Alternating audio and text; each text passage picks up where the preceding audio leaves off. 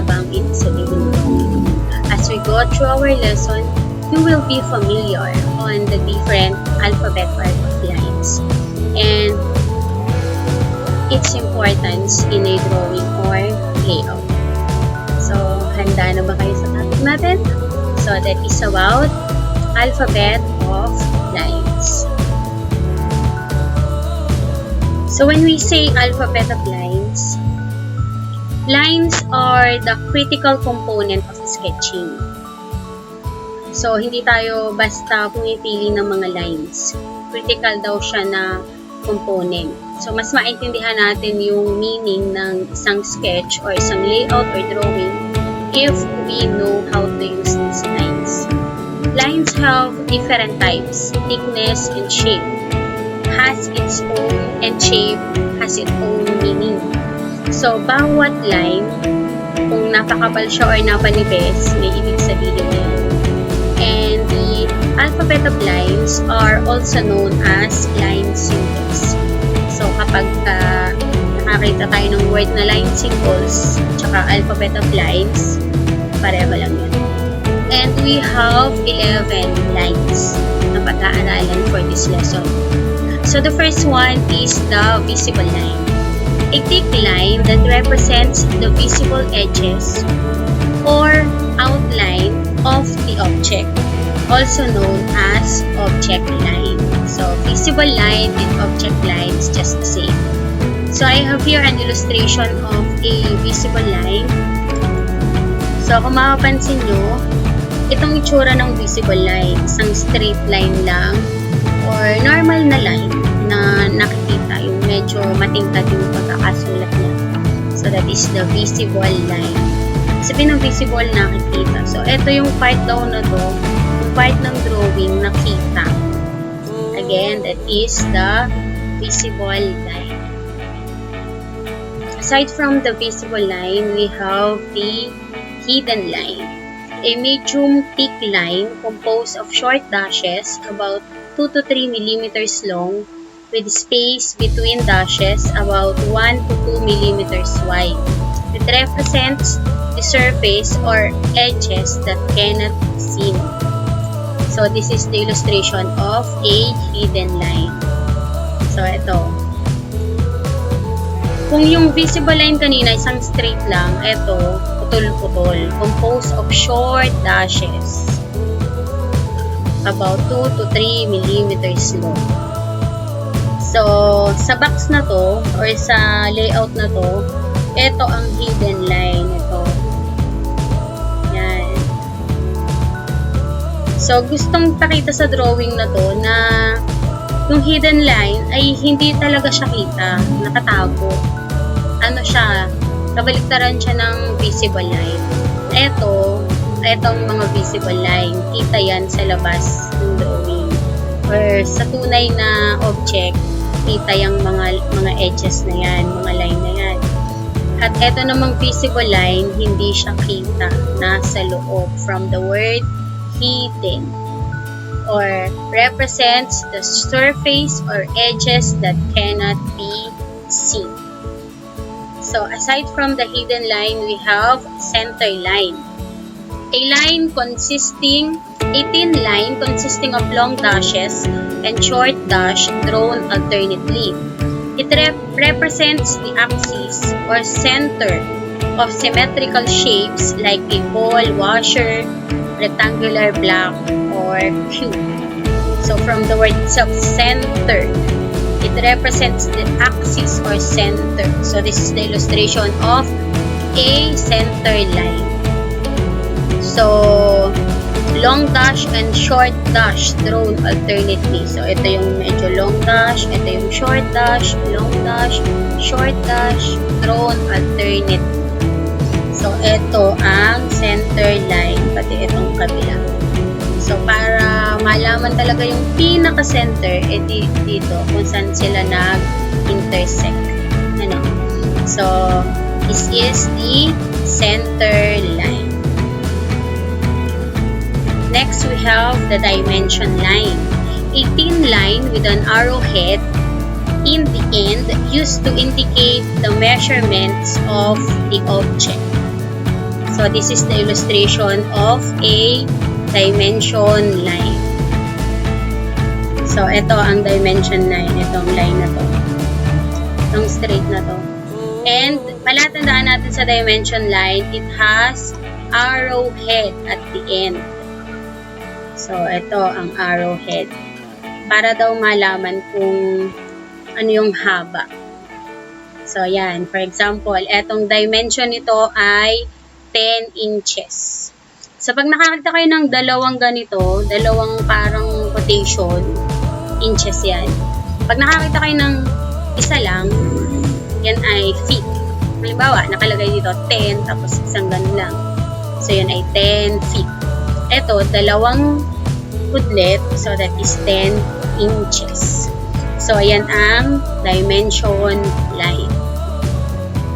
So, aside from the dimension line, we have the extension line. A thin line that represents a thin line that extends from the object in order to show dimension limits. So, ito ang extension line. Itong illustration natin, ito. Itong patayong to, ang extension line.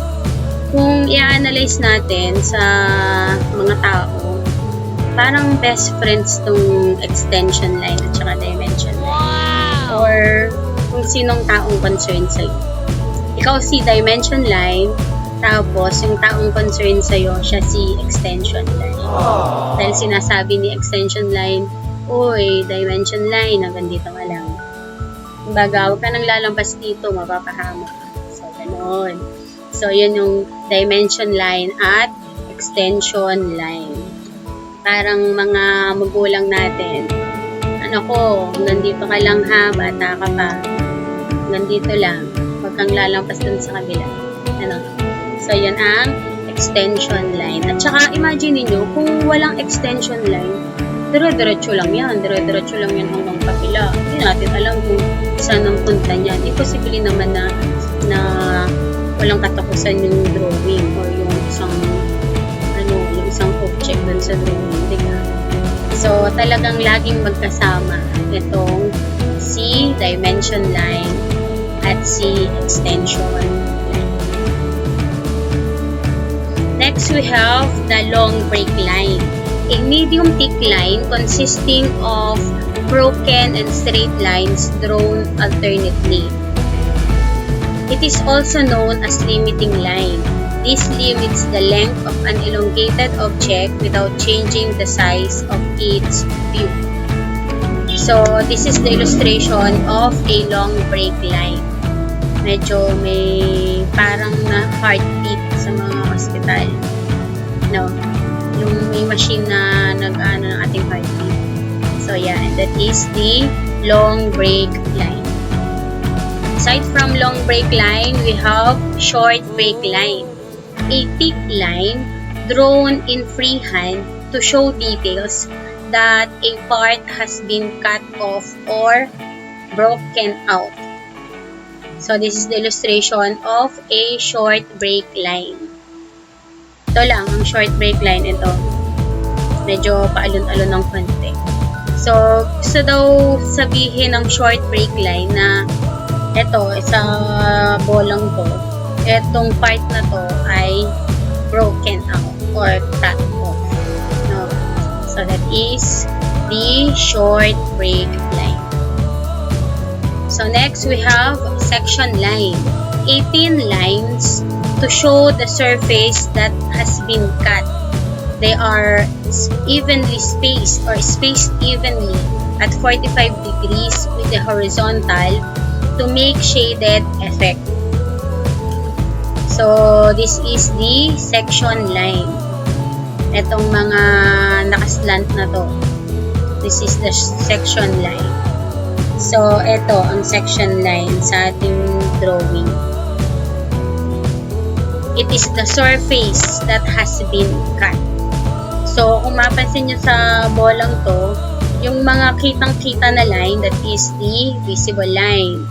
Etong pa-curve-curve na line, that is the short break line.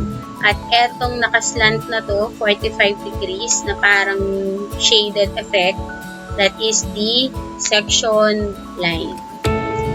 Next is the leader line. A short inclined thin line with an arrowhead at the end and short horizontal line on the other end, used to show the dimension of a feature or a node that is too large to be placed beside the feature itself.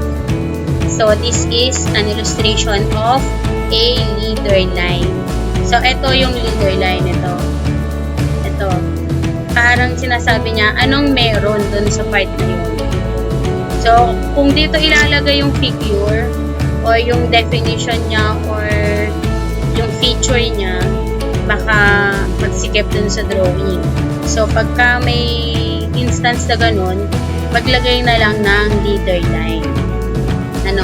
So this is the leader line. Itong arrow na to. It has an arrowhead and at the end, a short horizontal line. So ito yung short horizontal line. So kahit hindi number yung nasa dulo, kung ano man na gusto nyong sabihin dito sa part na to. So again, this is the leader line. Next, cutting plane line. Thick lines used to indicate an imaginary cut through an object along the line, made up of two long dashes broken in one end with an arrowhead and two short dashes drawn in between the long short dashes. So this is the cutting plane line. So kung mapapansin nyo, itong cutting plane line, medyo kahawig siya ng hidden line. Pero, ang pagkakaiba nila, merong arrow sa bawat dulo. With an arrowhead. Broken in one end with an arrowhead.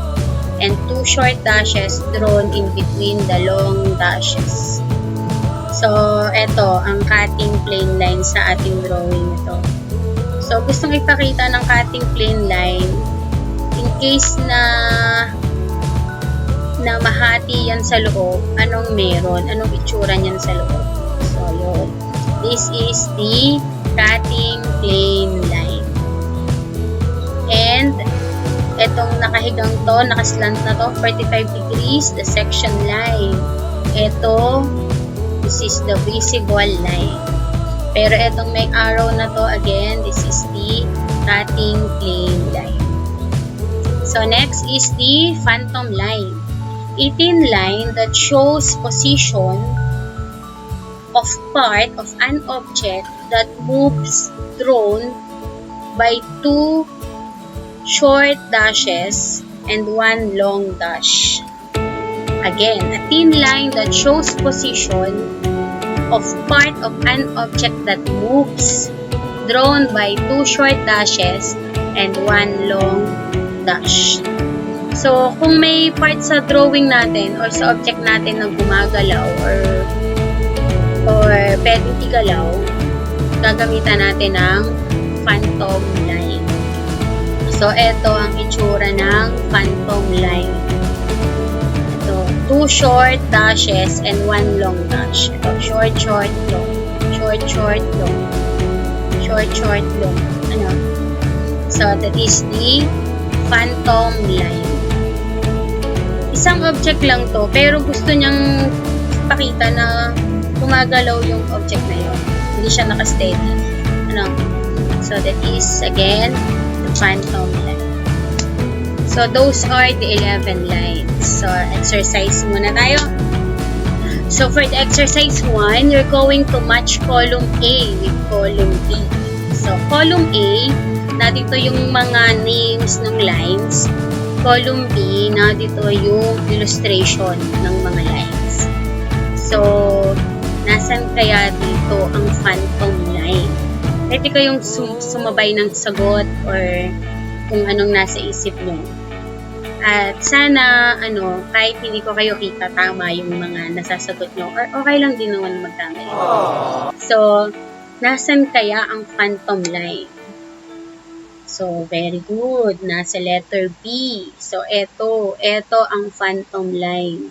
sabihin, this is a moving object. 2 short break line. So, yon.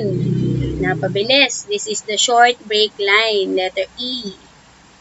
Center line. Letter D. So, ito ang center line. Long break line. Nasaan kayang long break line? Very good. Letter C. And the cutting plane line is letter A. So, ito ang cutting plane line. So, para siyang hidden line with arrowhead at the end. So, sana naka-type kayo dyan. So, next exercise. Again, exercise 2. Name the line in the drawing. So, ano kaya ang tawag sa line na to? So, very good. That is the hidden line. At ito, yung kitang-kita na line, that is the visible line. So, that's the figure 1. For the figure 2, ano kayang tawag dito sa line na to? Medyo nakaslant, 45 degrees. So, very good. That is the section line. At ito, 2.0 daw, kanyang sukat, that is the dimension line. At ito, best friend ni dimension line, that is the extension line. Okay. So, next exercise pa rin to. So, this is our illustration earlier na hindi pa natin alam kung anong tawag talaga kanina. Pero now, napag-aralan na natin yung different lines.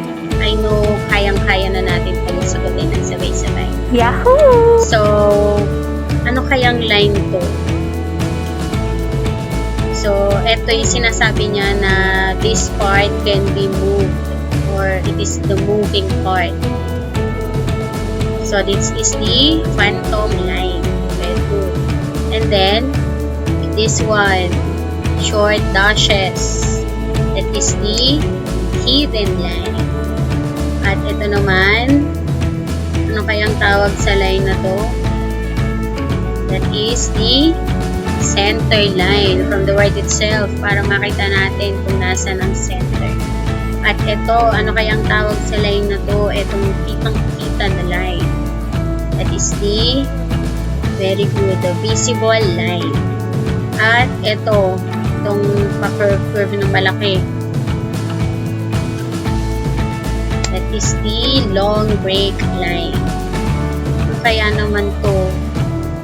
Parang nakaslant 45 degrees and it has the shaded effect. That is the section line. Very good. And this one, nasabi niya na hanggang dito pa lang. That is the extension line. At this one, yung best friend, the extension line, that is the very good, the dimension line. At ito, para siyang kahawig ng hidden line na may arrow sa dulo na paliko. That is the cutting plane line. Very good. At ito, sasabi kung anong meron sa part na to. That is the very good, the leader line. So, those are the different alphabet of lines. Wow. Again, the 11 alphabet of lines: phantom line, hidden line, center line, visible line, long break line, section line, extension line, dimension line, cutting plane line, and the leader line. So, I hope na malinaw ang alphabet of lines na pinag-aralan natin. Yahoo! At para matest natin,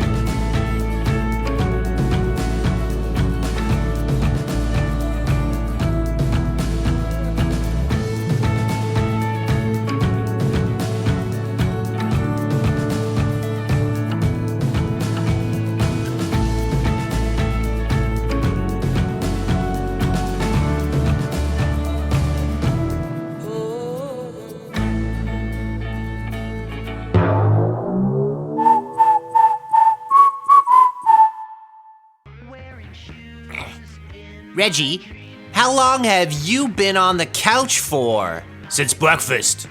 What? Time for a shake break!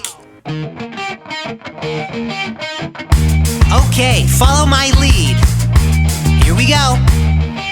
Shake, shake, everybody shake now. Jump, jump, jump, jump off the ground now. Shake, shake, everybody shake now. Jump, jump, jump, jump off the ground and turn around. Shake, shake, jump, jump, jump. Shake, shake, jump, jump, jump. Shake, shake, shake. Jump, jump, jump, jump. Shake, shake, shake, shake, shake. Jump, jump, jump, jump, jump. Turn around.